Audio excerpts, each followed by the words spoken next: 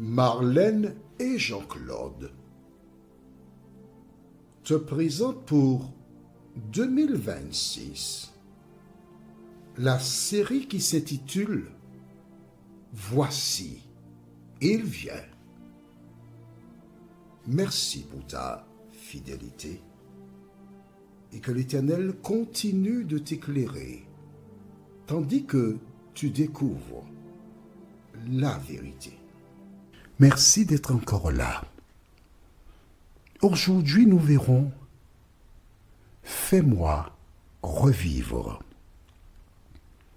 La référence se trouve dans Psaume 119, les versets 151 à 160. « Fais-moi revivre ». Avant d'aborder ce thème, recherchons la présence du Saint-Esprit. Notre Dieu, notre Père, merci pour la parole. Nous avons été en mesure, enfin, de lire le Psaume 119. Et pour un certain nombre de personnes, c'est une découverte. Merci Seigneur de continuer de maintenir le désir de connaître la vérité. Mais en chacun ce désir de lire la parole. Et cet esprit conduit-nous dans la compréhension et dans l'obéissance, nous avons prié. Au nom de Jésus et pour ta gloire éternelle. Amen. Je ne sais pas si tu as porté attention au thème. Quel est le thème? Fais-moi revivre. Donc, il s'agit d'une personne qui était vivante et qui est morte, on est d'accord? Et qui demande à Dieu de la ressusciter. Fais-moi revivre. Alors, une question toute simple. Comment peut-on être vivant et en même temps mort? Gardons la page de Psaume 119. Allons dans le livre de 1 Timothée chapitre 5. 1 Timothée chapitre 5. 1 Timothée, c'est un peu avant Hébreu. 1 Timothée chapitre 5, le verset 6. Tu as trouvé? Allons-y.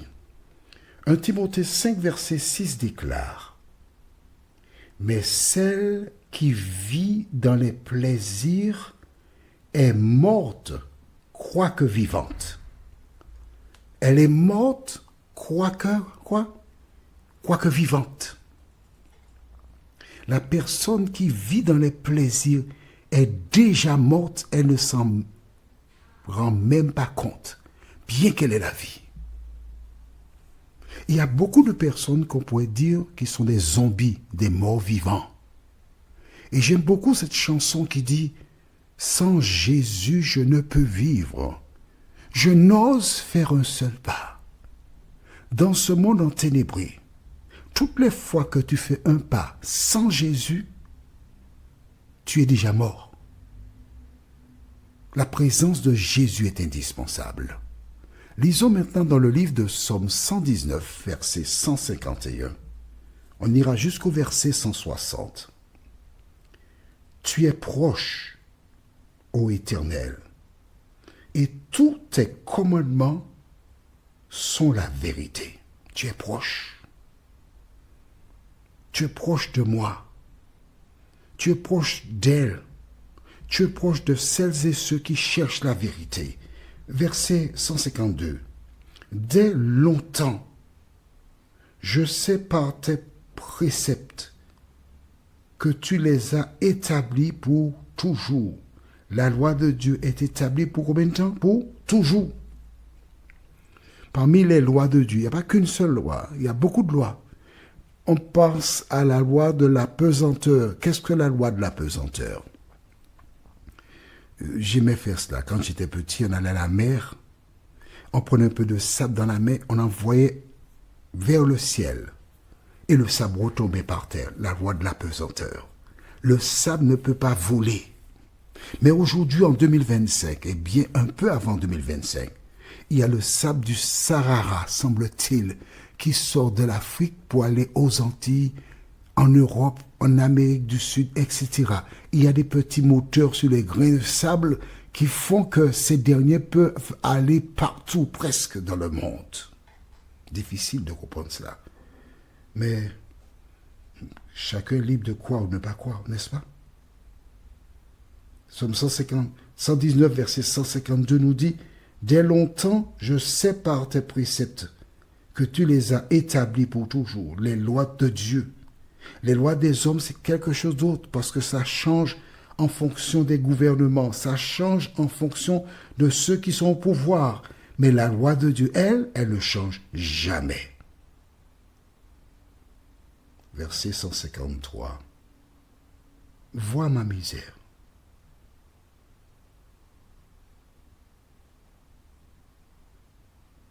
Et délivre-moi, car je n'oublie point ta loi. »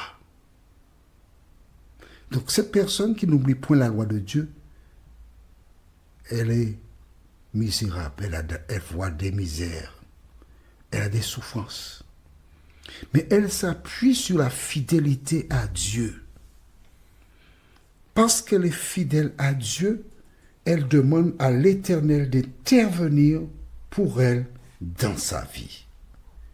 Toi qui m'écoutes aujourd'hui, si tu rencontres des difficultés, tu as la possibilité, comme le psalmiste, de t'appuyer sur la parole et de trouver en l'Éternel un appui, une consolation, une solution, un déchargement.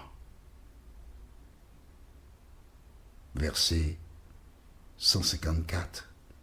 Défends ma cause et rachète-moi. Rends-moi la vie selon ta promesse. Dieu a fait une promesse. Et quand Dieu promet, nous pouvons nous appuyer sur cette dernière. Quand Dieu dit quelque chose, nous pouvons lui faire confiance. Rappelle-toi, Jésus a dit aux disciples, restez à Jérusalem et vous recevrez ce que mon Père a promis d'envoyer. Ils allèrent à Jérusalem. Ils montèrent dans la chambre haute. Ils reconnurent leurs erreurs. Ils se demandèrent pardon mutuellement. Ils lavèrent leurs robes dans le sang précieux de Jésus. Et tandis qu'ils étaient dans cette chambre haute, la Bible déclare que le Saint-Esprit est descendu sous la forme d'une langue de feu sur chaque d'eux. Ils reçurent le Saint-Esprit. Et en ce même jour, près de 3000 personnes se donnèrent au Sauveur et furent baptisées. Dieu a une parole. Quand Dieu fait une promesse, il la tient toujours.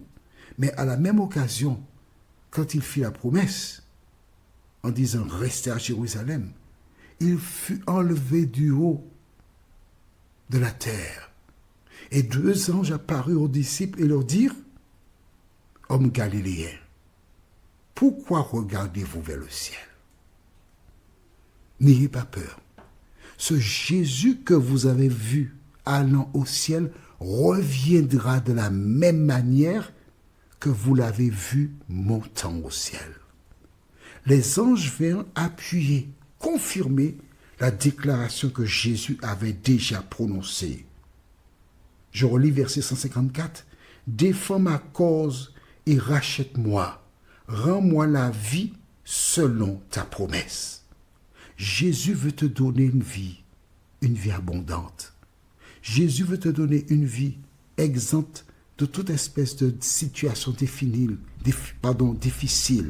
Jésus veut transformer ton existence. Donne-lui ta main. Verset 156. Tes compassions sont grandes, ô Éternel. Rends-moi la vie selon tes jugements. 2 reprises, il dit, rends-moi la vie, dans un laps de temps relativement court. Mes persécuteurs et mes adversaires sont nombreux. Je ne m'écarte point de tes préceptes.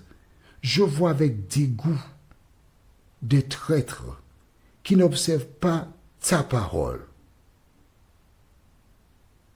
considère que j'aime tes ordonnances. Éternel, rends-moi la vie selon ta bonté. Tu vois, il revient à 3 reprises dans les parties que nous avons lues là. Il dit, rends-moi la vie. Parce que sans toi, je suis perdu. Sans toi, je suis malheureux. Rends-moi la vie selon ta bonté. Et la dernière référence, verset 160. Le fondement de ta parole est la vérité. Et toutes les lois de ta justice sont éternelles. Amen. Le fondement de ta parole est sur la vérité. Qu'est-ce que la parole? Jean 1, verset 1 déclare, au commencement était la parole. Et la parole était avec Dieu et la parole était Dieu. Donc la parole, c'est Jésus. Le fondement de la parole de Dieu se trouve où?